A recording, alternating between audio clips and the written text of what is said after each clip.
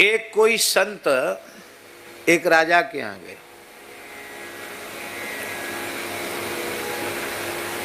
उन्होंने राजा के सामने प्रस्ताव रखा कि या तो 12 वर्ष के लिए आप अपना राज्य हमको दे दो या अपना धर्म दे दो। हम दो चीजें मांगने आए हैं, या तो तुम 12 वर्ष के लिए अपनी राजगद्दी दे दो या अपना धर्म दे दो। तो राजा मुस्कुराया, उसने संत के चरणों में प्रणाम किया और बोला, राज्य आप ले लो, मैं धर्म नहीं दूंगा, और चल पड़ा। चलते चलते एक बगीचा मिला, उस बगीचे में वो रुका। उस बगीचे में देखा कि एक स्त्री है, वो बहुत सुंदरी है, रो रही है, और उस स्त्री के सामने एक घोड़ा है, बड़ा सुंदर घोड़ा है, उस पर बढ़िया जीन कसी हुई है। जीन जानते हो ना, घोड़ा की पीठ पर जो जीन कसी जाती है, जीन कसी हुई है। राजा ने कहा कि देवी तुम क्यों रो रही हो, तुम कौन हो? उस देवी ने कहा कि संसार में मेरा कोई नहीं है, मैं इस निर्जन वन में अकेली पड़ी हुई हूँ, ये घोड़ा मेरा है। आप धर्मात्मा पुरुष मालूम पड़ते हैं, आप मुझे अपना आश्रय दे दो। राजा को दया आ गई, राजा ने उस स्त्री को आश्रय दे दिया। अब आश्रय देने वाले की सब भरण पोषण सब व्यवस्था करनी चाहिए। तो घोड़ा जीन कसा तो तैयार था ही, राजा घोड़े पर बैठा, उस स्त्री को घोड़े पर बिठाया और शहर में गया। बोले यहाँ रहो। बोले कहाँ रहेंगे, किसके घर में रहेंगे?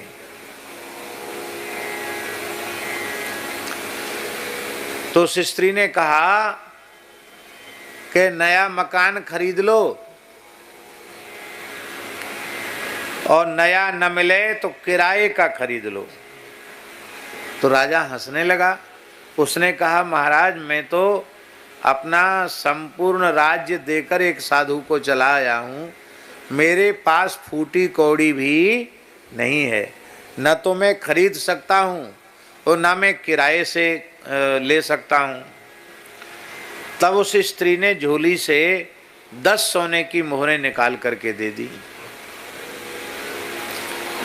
अब स्वर्ण मोहर तो, सोने की मोहर तो आज भी कीमती होती होगी। 10 मोहर की कीमत कितनी होगी?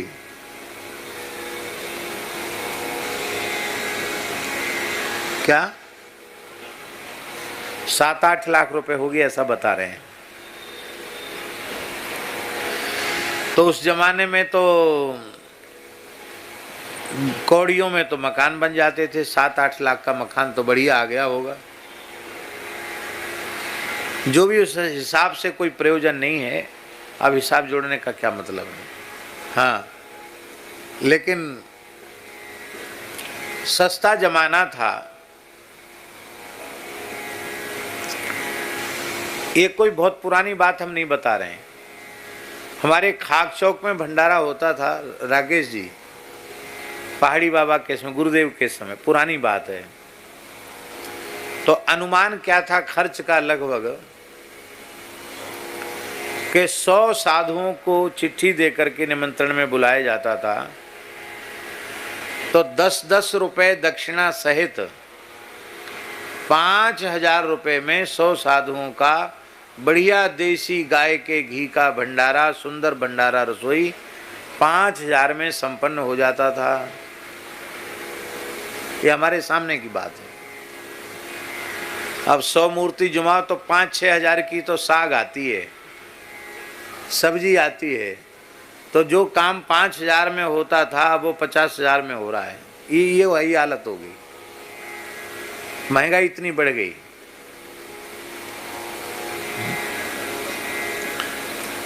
आजकल वृंदावन में इतनी भूमि महंगी हो गई। रुक्मिणी विहार सुना है? वृंदावन में शुरुआत में 50 रुपए गज में भूमि थी। वहां कितना? 50 रुपए गज में कोई लेने वाला नहीं था। हमसे भी लोग कहते थे महाराज कहाँ यहाँ बंसीवट में छोटी सी जगह में, मलुकपीठ भीतर घुस के छोटी जगह है, 50 रुपए गज वहाँ मिल रही है, वहाँ जितनी चाहो उतनी ले लो। कोई सोचता ही नहीं था कि वहाँ ऐसा हो जाएगा। आज वहाँ 1 लाख रुपए गज जगह है, जहाँ 50 रुपए गज। ये हमारे सामने की बात है, कोई 100-200 साल पुरानी बात थोड़ी बता रहे हैं आपको। इतना अंतर आ गया। तो 10 मोहरें तो कम नहीं थी, 10 मोहरों में बढ़िया मकान मिल गया और राजा वहां प्रेम से रहने लग गया। अब उस स्त्री ने कहा कि खाली मकान से थोड़ी काम चलेगा, रोज का भी तो रोजी रोटी चाहिए। तो बोले क्या करें? बोले नौकर रख लो। बोले नौकर को तनख्वाह देनी पड़ेगी, खर्च बढ़ जाएगा। तो बोले यहाँ का जो राजा है ना, वो दूसरे राज्य में चला गया था, अपना राज्य तो छोड़ दिया। तो यहाँ का जो राजा है, यहाँ के राजा की कचहरी जो है न्यायालय, उसमें तुम चले जाया करो। तो बुद्धिमान हो, जानते हो फैसले देना, तो वहाँ सलाह देने का काम किया करो, उससे कुछ पैसा तुमको मिल जाएगा, उससे गुजारा चलेगा। अब वो जाकर वहाँ सलाह देने लग गया। अब तो बहुत जल्दी जल्दी पुराने जटिल जो केस थे वो भी सुलझने लग गए और उत्तम से उत्तम न्याय होने लग गया। तो वहाँ का जो राजा था उसको बड़ा आश्चर्य हुआ कि हमारे कचहरी में तमाम वाद प्रतिवाद लंबे समय से चलते रहते थे, सुलझते ही नहीं थे। अब तो झगड़े ही सब समाप्त होने वाले हैं। इतने बढ़िया न्याय, इतनी बढ़िया, ये ऐसा कैसे हो जाता है? तो कहा महाराज एक व्यक्ति रोज आता है, वो किसी से कुछ लेता नहीं है, कोई हठपूर्वक उसको कुछ दे दे तो भले ही कुछ ले ले, लेता नहीं है, कोई फीस नहीं है उसकी, पर वो इतनी बढ़िया सलाह देता है, उससे न्याय बहुत अच्छा हो रहा है। तो राजा ने उस व्यक्ति को, उस राजा को बुलाया और बुला करके बोले हमारे कोई पुत्र नहीं है, हम तो इसी चिंता में थे कि योग्य उत्तराधिकारी कहाँ मिले, इतना न्यायवादी व्यक्ति कहाँ मिलेगा। उसने ब्राह्मणों को बुलाकर उसके मस्तक पर मुकुट धर दिया और बोले तुम ही अब यहाँ के राजा हो, मैं तो वन में भजन करने जाऊंगा। वो राजा तपस्या करने चला गया। अब उस स्त्री ने कहा कि देखो अब राजा बन गए हो तो कुछ काम करो। तो उसने कहा कि क्या काम करूं? बोले पूरे नगर को पहले सुंदर भोजन कराओ, न्योता दिलाओ। तो राजा ने तुरंत आदेशित कर दिया कि पूरे नगर का कल नगर भोज है, धुआं बंद भंडारा। हमारे ब्रिज में बोलते हैं धुआं बंद। जमुना पल्ली पार के गामन में पूरे गांव का झरा होता है तो बोलते धुआं बंद भंडारा। एक गांव में हम गए, जमुना पल्ली पार अपनो स्थान है खाक चौक का, राधा गोपाल मंदिर रुदायन में। तो पहली बार जब गए तो वहाँ मंदिर की घंटी लेके ब्रजवासी बालक टन टन टन घंटी बजावे, सुनो सुनो भैया सुनो, कल या गांव में राधा गोपाल जी के यहाँ धुआं बंद भंडारा है।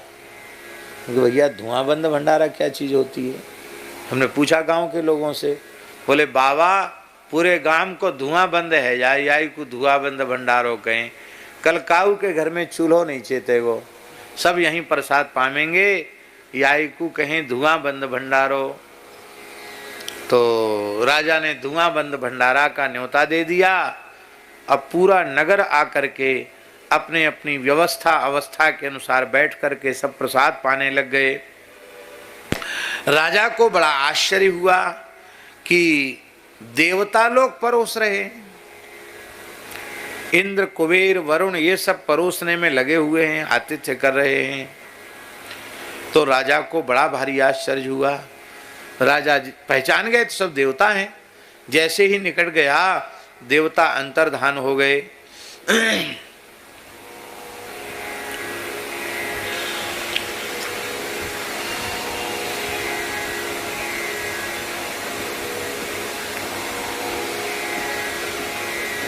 राजा अपने महल में आया और अपनी स्त्री से पूछा, जो स्त्री उसको मिली थी उससे पूछा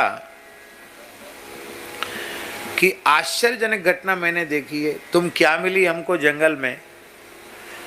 कि निरंतर मैं आगे बढ़ता ही चला गया और आज मैं यहाँ का राजा हो गया हूँ, पूरे नगर का न्योता, और उस न्योते में देवता लोग परोसगारी का काम कर रहे हैं, मेहनत का काम देवता कर रहे हैं। बड़ा आश्चर्य है, ये क्या चमत्कार है, मेरी समझ में नहीं आ रहा है। उस स्त्री ने कहा कि आपने किसी साधु बाबा को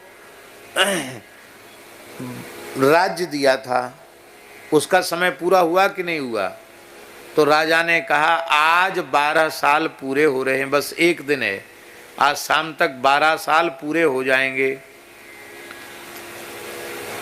तो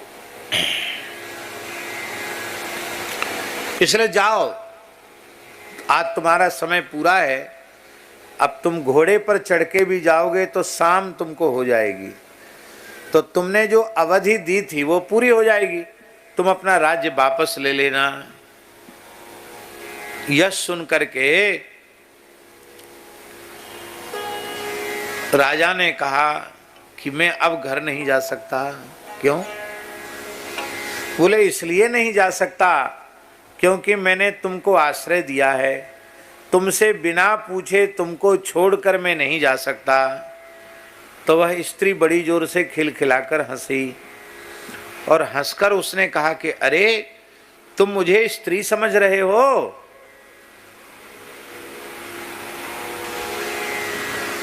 देखा, जब तुम स्त्री हो तो स्त्री ही समझा जाएगा, और क्या समझे? नहीं, मैं स्त्री नहीं हूं, मैं तुम्हारा धर्म हूं। क्या कहा उसने? मैं स्त्री नहीं हूं, मैं तुम्हारा धर्म हूं और तुम्हारी परीक्षा ले। तुमने धर्म को नहीं छोड़ा तो राज धर्म, जब तुमने राज धर्म को नहीं छोड़ा तो राज लक्ष्मी ने भी तुमको छोड़ा नहीं। व्यक्ति धर्म को छोड़ देगा तो लक्ष्मी जी भी इसको छोड़ देगी, और व्यक्ति धर्म को पकड़ के रखेगा तो लक्ष्मी तो धर्म के ही पास रहकर शोभा देती है। धर्मनिष्ठ व्यक्ति के पास शोभा होती लक्ष्मी की। जिम सुख संपत्ति बिनहि बुलाए, धर्मशील पहीं जाए सुहाए। इसका अर्थ ये नहीं है कि धर्मशील जो नहीं है उनके पास धन नहीं होता, उनके पास भी धन होता है, पर धर्मशील पहीं जाए सुहाए। शोभायमान धर्मशील व्यक्तियों के पास ही धन होता है। जो धर्मशील नहीं होते उनका धन न उनके काम आवे न उनके परिवार के काम आवे। उनमें तमाम तरह के दोष दुर्गुण पैदा करके कुल खानदान सहित नरक ले जाने के लिए धन आता है उनके पास। धर्मनिष्ठ व्यक्तियों के पास जो धन आता है वो सेवा के लिए आता है, धर्म लाभ के लिए आता है। ये समझा कर वह स्त्री अंतर्धान हो गई और राजा ने देखा कि मैं तो अपने सिंहासन पर बैठा हुआ हूँ। बोलो भक्तवत्सल भगवान की जय। इसी को कहते धर्मो रक्षति रक्षिता। जो धर्म की रक्षा करता है धर्म उसकी रक्षा करता है। मनुष्य सब कुछ त्याग दे पर उसे अपना धर्म त्यागना नहीं चाहिए। तो इस गाय ने धर्म का त्याग नहीं किया, प्राणों को न्यौछावर करने के लिए तैयार हो गई बहुला गाय, पर अपना धर्म नहीं छोड़ा, सत्य धर्म को नहीं छोड़ा। तो उसका परिणाम यह हुआ वह तीनों के तीनों वैकुंठ के अधिकारी हो गए। और आज भी बहुला वन में बहुला गाय की लोग जाकर पूजा करते हैं और वहां दर्शन करते हैं। भगवान गिरिराज जी की तरहटी में गैया चरा रहे हैं। यह बात भी आप लोगों ने श्रवण की बोलो भक्तवत्सल भगवान की जय।